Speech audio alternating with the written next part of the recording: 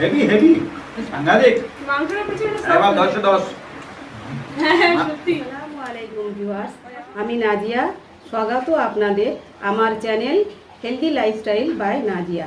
আজকের আমি আপনাদের বানিয়ে দেখাবো জামাই পিঠে এবং দেশি মোরগের ঝোল, যেটা খুব সুস্বাদু। এটা বাংলাদেশে এবং গ্রাম বাংলায় জালি পিঠে, কোথাও কোথাও আবার হাতঝাড়া পিঠে বলে পরিচিত।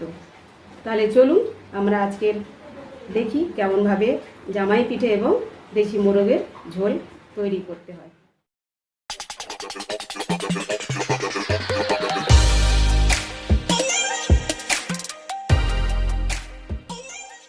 আজকে আমাদের দেশি মুরগির ঝোলের জন্য প্রথমে আমরা গরম সর্ষের তেলে টুকরো করা আলুটা নুন দিয়ে ভেজে নেব ব্রাউন কালার করে। পাশে বড় কড়াইতে গরম করে তাতে সর্ষের তেল দিয়ে দেব।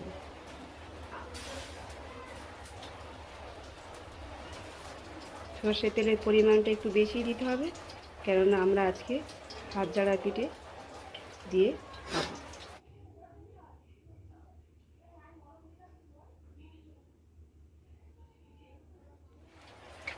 তেলটা ভালো করে গরম হয়ে গেলে তাতে গোটা জিরের ফোড়ন দিয়ে দেব।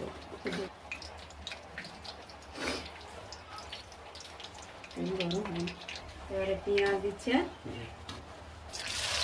এবারে কাটা পেঁয়াজগুলো দিয়ে দিলাম।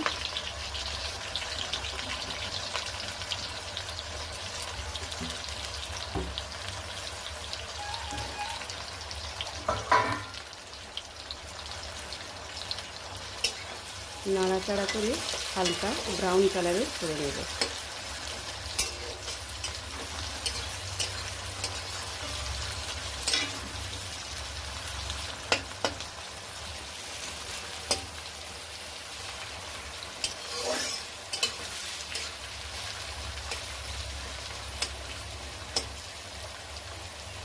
হালকা ব্রাউন কালার হয়ে এসেছে, এবার এতে আদা রসুনের পেস্ট দিয়ে দেব।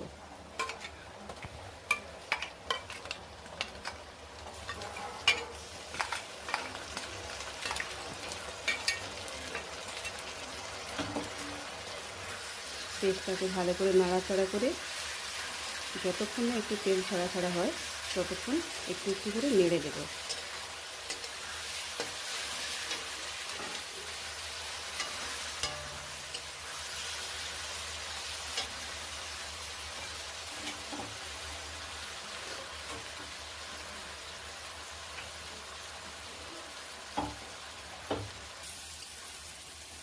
আস্তে আস্তে হয়ে আসছে, প্রায় তেল ছাড়া ছাড়া হয়ে আসছে। এবারে মাংসটা অ্যাড করে দিলাম, ভালো করে মিক্স করে দেব।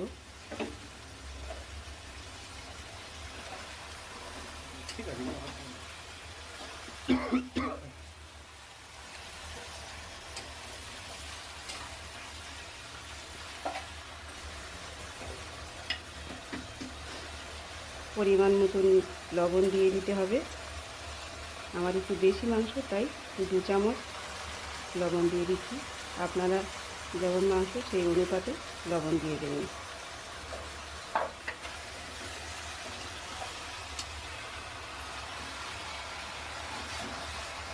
ভালো করে নেড়ে চেড়ে দিতে হবে যাতে সব জায়গায় লবণটা মেখে যায়।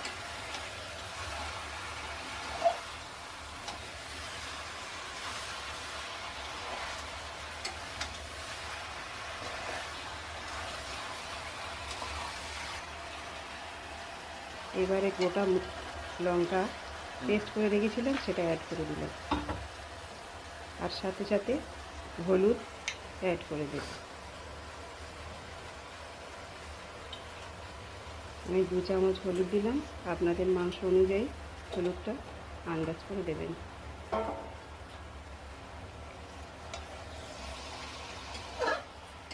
ভালো করে নেড়ে চেড়ে মাখাতে হবে।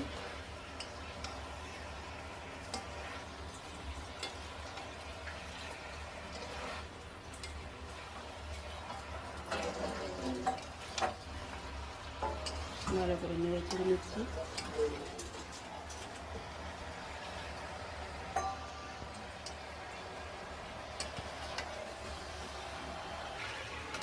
এইবারে ঢাকনা দিয়ে লো ফ্লেমে 5 মিনিট রেখে দেব, যাতে মাংস থেকে জল বেরিয়ে আসে। এবারে ঢাকনা খুলে একটু নেড়ে দেব।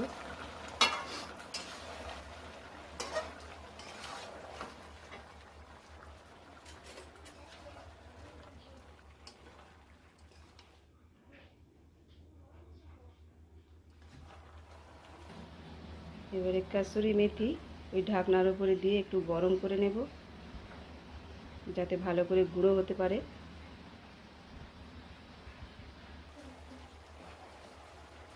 ঢাকনা খুলে একটু নেড়ে দেব।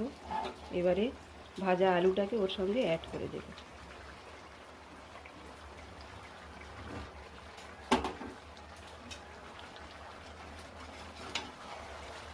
মাংসের সঙ্গে ভালো করে মিক্স করে নেব।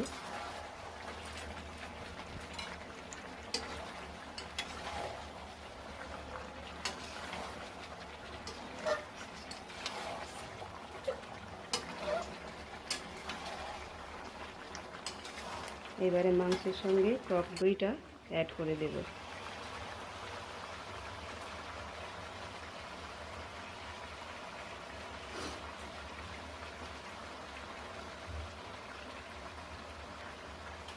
এবং গুঁড়ো করা কসুরি মেথিটাও এই পর্যায়ে অ্যাড করে দেব।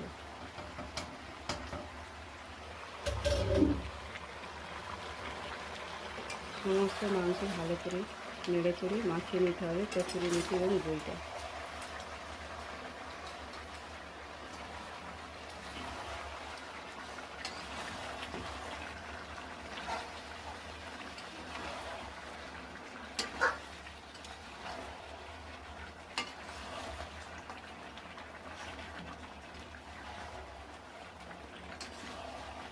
ভালো করে নাড়তে হবে।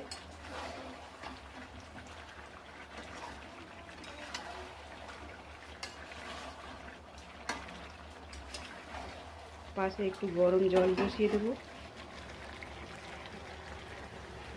তার সঙ্গে বাটা মশলা যে জলটা সেটাও অ্যাড করে দেব। এবারে জলটা মাংসের সঙ্গে অ্যাড করে দেব। একটু বেশি জল লাগবে, কেননা আমরা পিঠে দিয়ে খাবো, তাই একটু বেশি জল দিয়েছি। দেখুন বন্ধুরা কত সুন্দর লাগছে। ভালো করে নেড়ে চেড়ে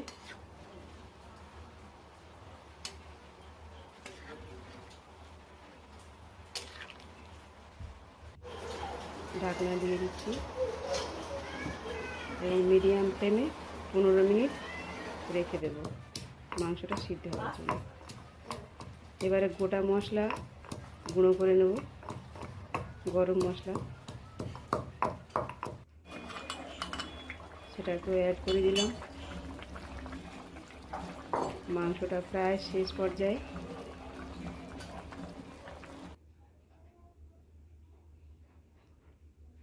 খুব সুন্দর দেখতে লাগছে মাংসটা।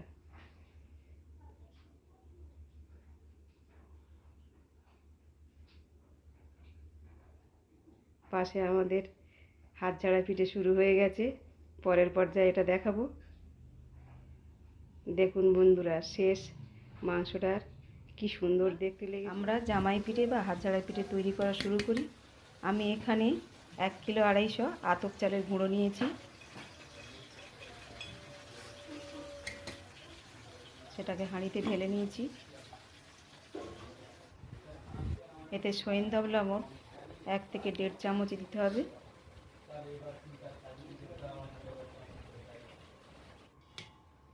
আর 3টে হাঁসের ডিম দিয়েছি। এই হাঁসের ডিমতে ভালো পিঠের জোরটা ভালো হয়। এটাকে ভালো করে সমস্ত আটাতে মাখিয়ে নেব।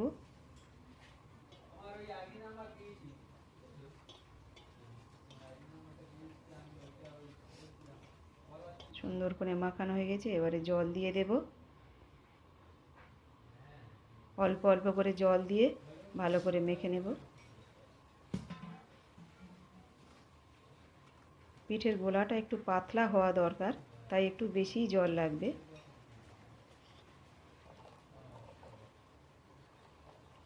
যেটা তৈরি করেছি তাতে আরেকটু জল দিলে যেন ভালো হয়।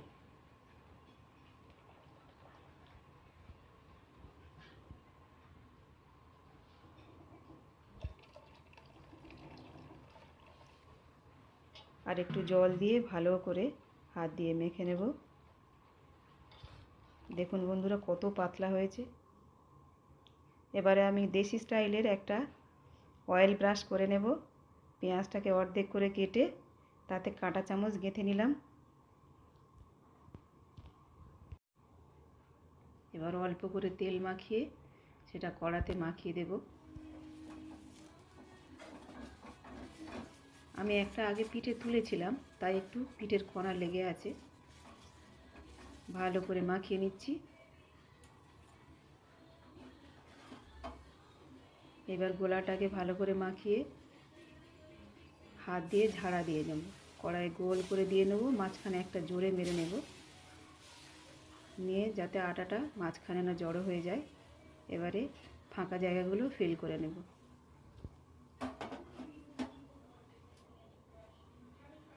একটু অপেক্ষা করব যাতে কড়ার গা থেকে পিঠেটা উঠে আসে। এটা দেখতে কত সুন্দর দেখুন বন্ধুরা। যখন পিঠেটা উঠবে একদম কাগজের মতো পাতলা, আর খেতেও খুব সুস্বাদু। প্রথম মুচমুচে লাগবে, তারপরে যত দেরি হবে আস্তে আস্তে আরও নরম হবে।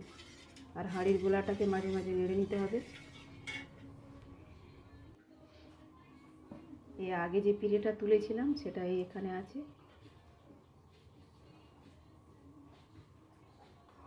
দেখুন বন্ধুরা কড়ার গা থেকে কেমন ছেড়ে আসছে, খুব সুন্দর করে। আপনারাও বাড়িতে বানাবেন। যদি ভালো লাগে একটা লাইক করবেন, আর যাতে আরও ভালো ভালো ট্র্যাডিশনাল খাবার তৈরি করতে পারি তার জন্য আপনারা চ্যানেলটাকে সাবস্ক্রাইব করবেন। আরও একবার একটা পিঠে করে দেখাচ্ছি।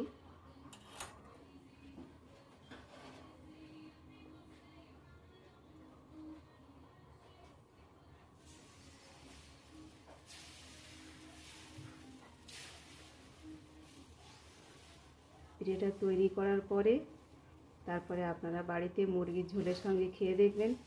ভালো লাগলে একটা কমেন্ট করবেন আর বন্ধুদের কাছে শেয়ার করবেন।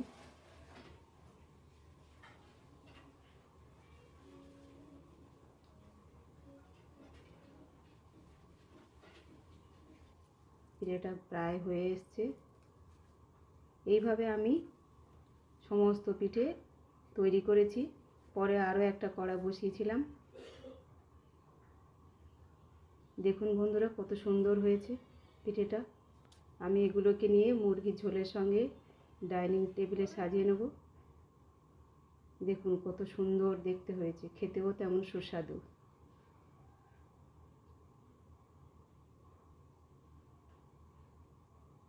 ঠিক আছে বন্ধুরা, আল্লাহ হাফেজ। দোয়া করবেন।